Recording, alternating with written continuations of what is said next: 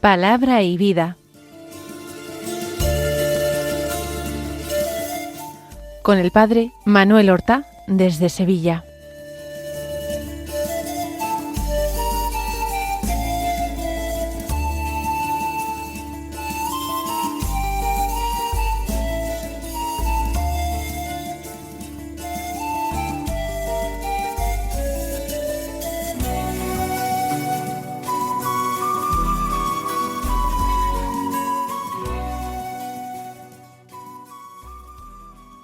En el nombre del Padre, y del Hijo, y del Espíritu Santo.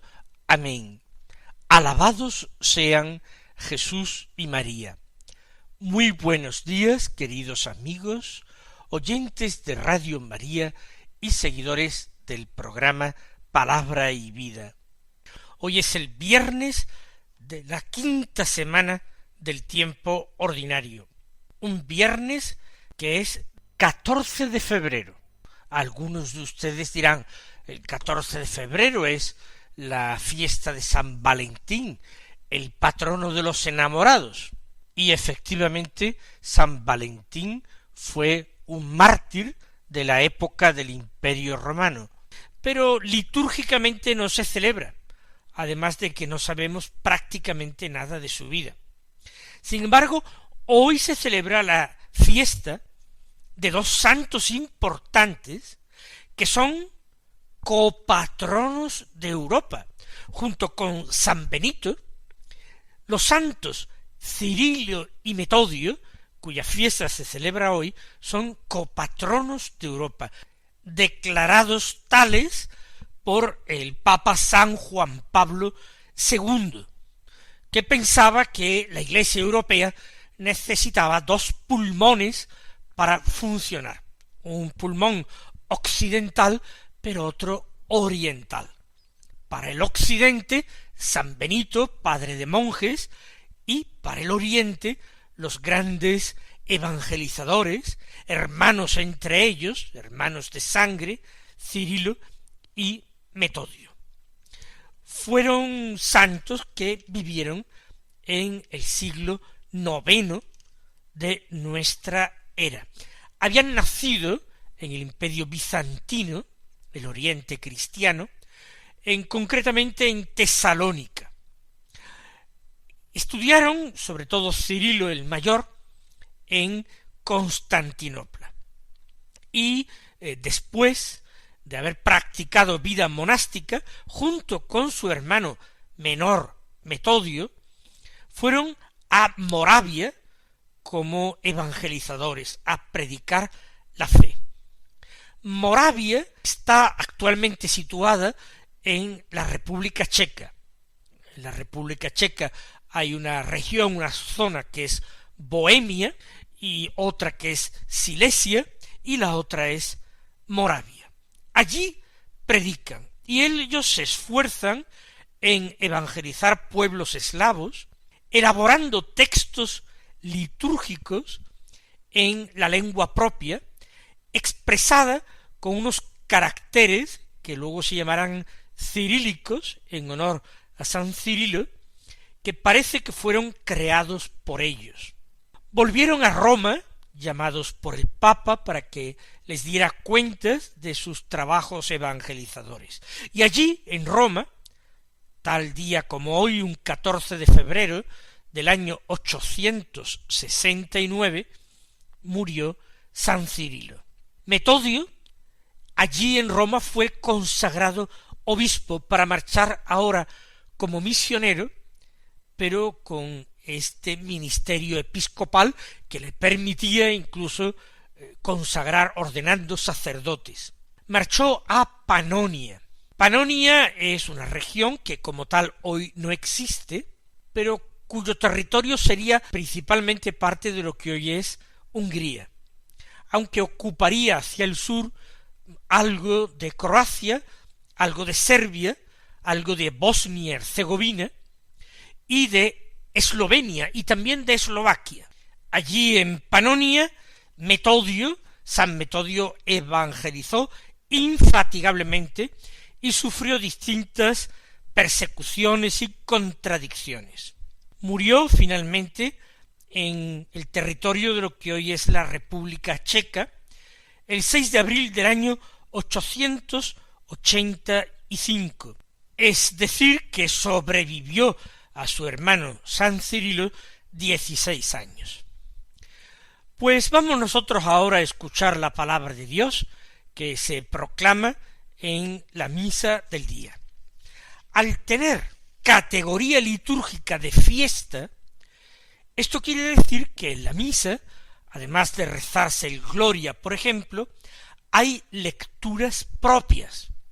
No hacemos la lectura continuada del Evangelio de San Marcos, que vamos realizando los días ordinarios, sino que tenemos lecturas propias. El Evangelio es, en concreto, de San Lucas, del capítulo 10, los versículos 1 al 9, que dicen así: En aquel tiempo designó el Señor otros 72, y los mandó delante de él de dos en dos, a todos los pueblos y lugares a donde pensaba ir él, y les decía: La mies es abundante, y los obreros pocos.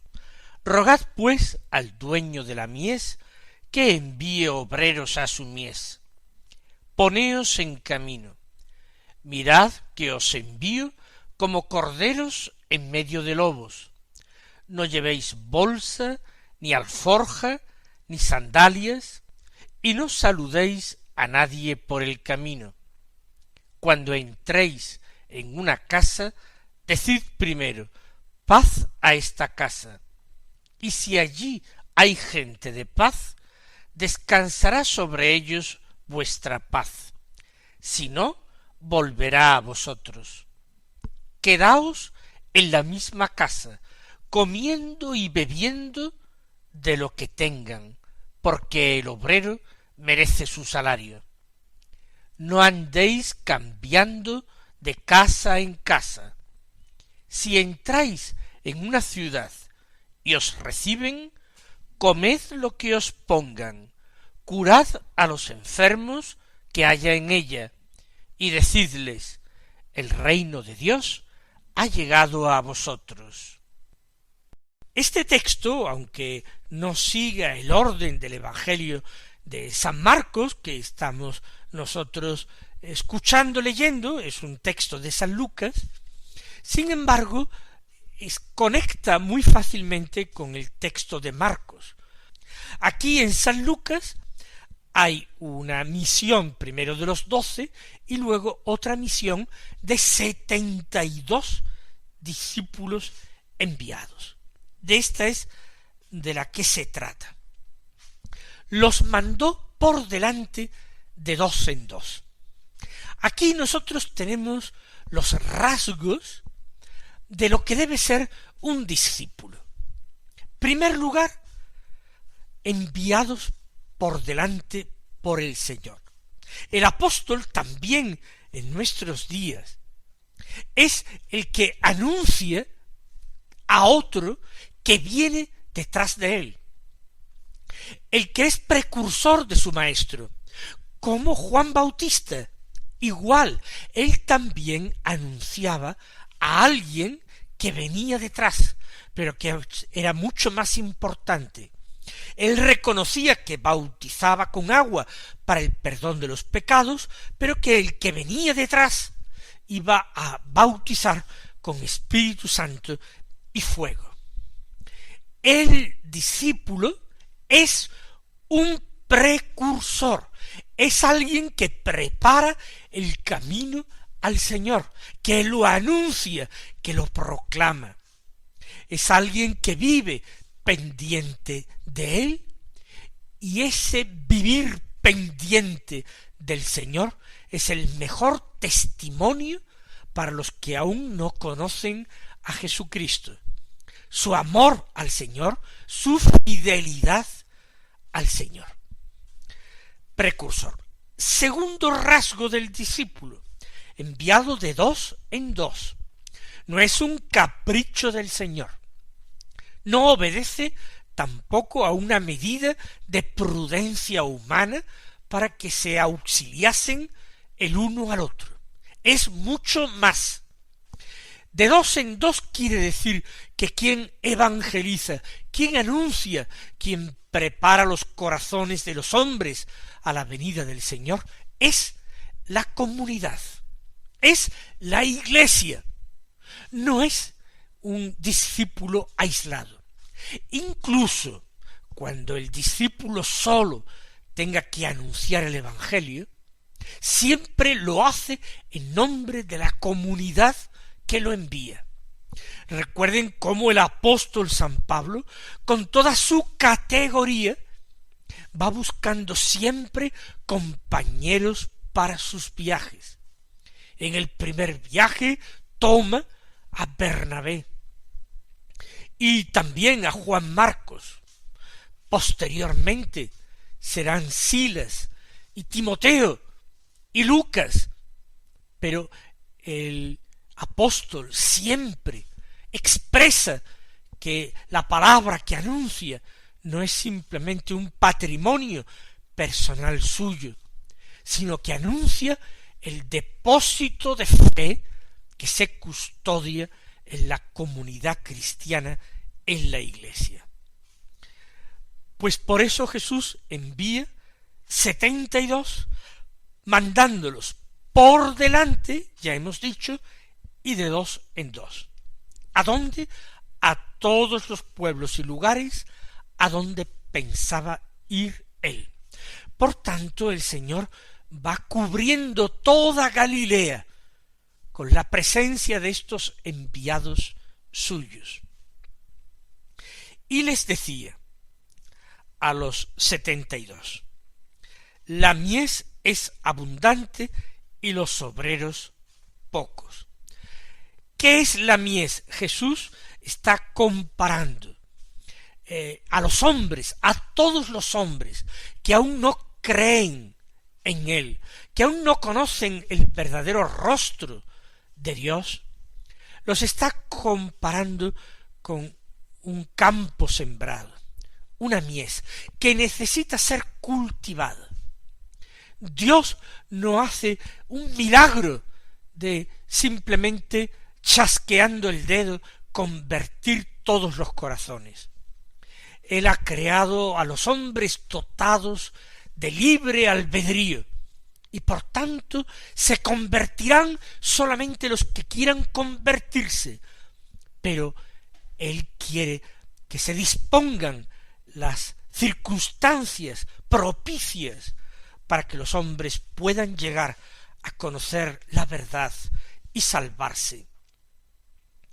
Por eso dice, la mies es abundante, todos estos hombres llamados a la salvación por Dios.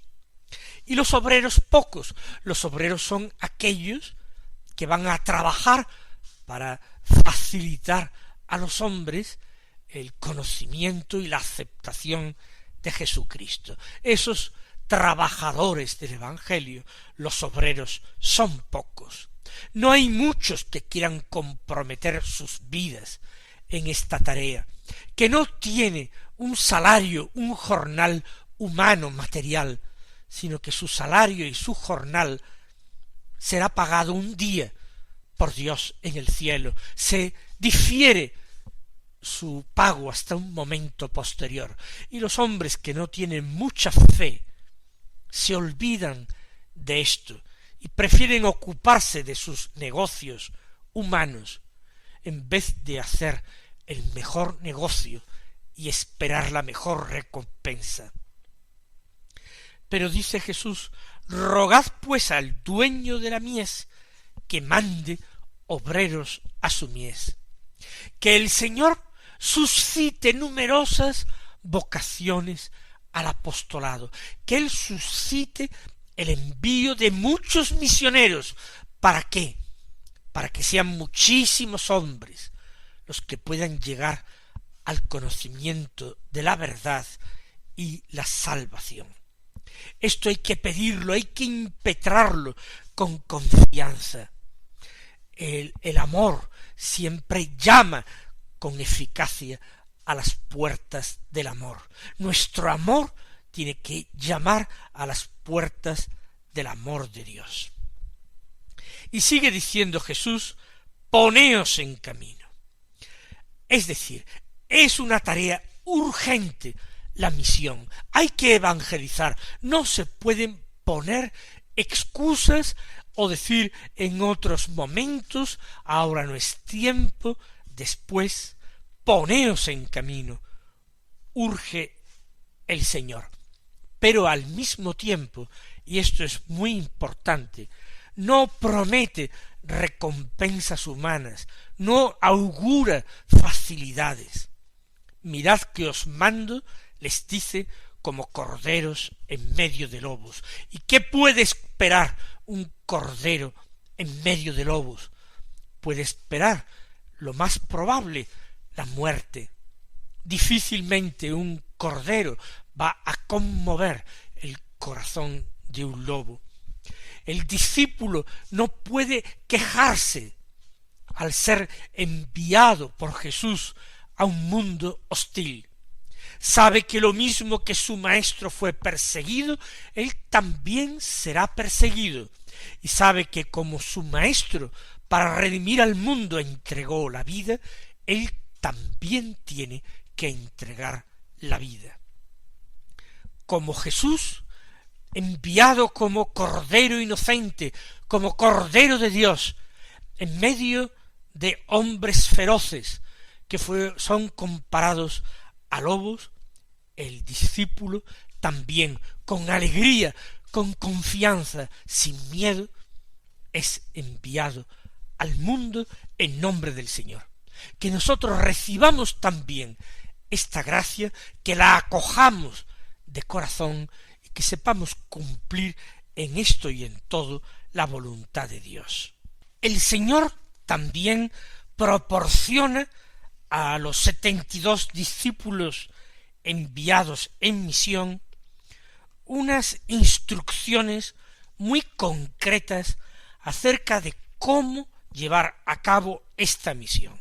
La primera norma, la primera instrucción que él da es el deshacimiento de cosas materiales en las que podría llegar a ponerse la confianza, desvirtuando esa confianza absoluta que habría que poner en Dios.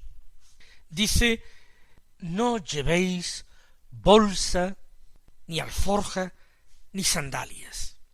Bolsa, alforja, más o menos lo mismo. Se trata de no llevar recambios, de no llevar provisión de cosas, de vivir el día a día, recibiendo del Padre del cielo el pan nuestro de cada día. Ni sandalias. Hay que buscar ese contacto directo con la tierra que se pisa. El Evangelio no es una ideología. El Evangelio no es una fantasía. El Evangelio es lo más real y lo más verdadero que existe, lo más esencial del ser humano, lo más connatural a él. No os detengáis, dice el Señor, a saludar a nadie por el camino. No les está diciendo que sean descorteses. Le está pidiendo de nuevo urgencia, prontitud. No hay que enredarse con saludos y conversaciones formales para cumplir con cierto tipo de normas o convenciones sociales. Quien conoce a las personas de Oriente sabe que pueden ser a veces muy empalagosas y los encuentros más informales convertirse en algo eterno, repetitivo y largo. Por eso dice Jesús, no os paréis a saludar. Saludar se puede, pero al mismo tiempo que se camina. Cuando entréis en una casa, decid primero, paz a esta casa, porque el discípulo de Cristo es siempre mensajero de paz. El Señor Jesús así llegó a sus discípulos. Desde el instante de su nacimiento fue saludada su venida al mundo con ese deseo de paz de los ángeles a los hombres, paz en la tierra a los hombres a los que Dios ama. Y Jesús resucitado a sus discípulos, al verlos, los saluda siempre de la misma manera: la paz os dejo, mi paz os doy. Por tanto, el discípulo también, a imitación de Cristo, tiene que desear la paz al lugar que llegue. Y si allí hay gente de paz, gente que quiera recibirla, descansará sobre ellos la paz. Y si no, volverá a vosotros. Porque la paz es un don, es un regalo de Dios. Y como todo don, se puede aceptar o rechazar. Continúa: quedaos en la misma casa, comed y bebed de lo que tengan, porque el obrero merece su salario. El Señor quiere evitar en el discípulo la tentación de frivolidad, del deseo de alojamientos más cómodos, de manjares en las comidas más refinados o variados. En la casa en la que uno encuentra alojamiento, allí se queda, no va saltando de una a otra. Se come y se bebe lo que se ponga en la mesa. El Señor sabe que un ámbito en el que los hombres se desordenan con frecuencia es el ámbito de la alimentación, pues que coman y beban lo que les pongan. El obrero, eso sí, merece su salario. Tiene derecho a ser alimentado por las gentes a las que hace tanto bien. E insiste Jesús diciendo: no andéis cambiando de casa. Qué gran preocupación tiene el Señor en este tema. Que uno acepte con corazón agradecido el alojamiento que se le brinda, pero que no muestre ni de lejos preferencias, no dé la impresión de persona caprichosa o interesada que busca lo mejor, lo más cómodo, lo más gustoso. Si entráis en un pueblo y os reciben bien, comed lo que os pongan. De nuevo, esta preocupación del Señor, esta insistencia del Señor. Y ahora no solamente debéis recibir lo que con buena voluntad os ofrecen, sino también dar. Curad a los enfermos que haya y sobre todo anunciar. Decid: el reino de Dios ha llegado a vosotros. Ese que viene detrás de nosotros, que es Cristo, de quien somos precursores, os pagará todo lo que nosotros os debamos. Y ello según la medida de su inmensa largueza. Mis queridos hermanos, que el Señor os colme de bendiciones y hasta mañana si Dios quiere.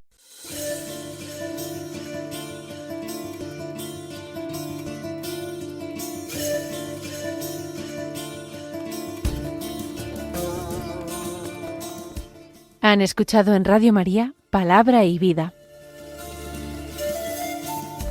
un programa que dirige el Padre Manuel Horta.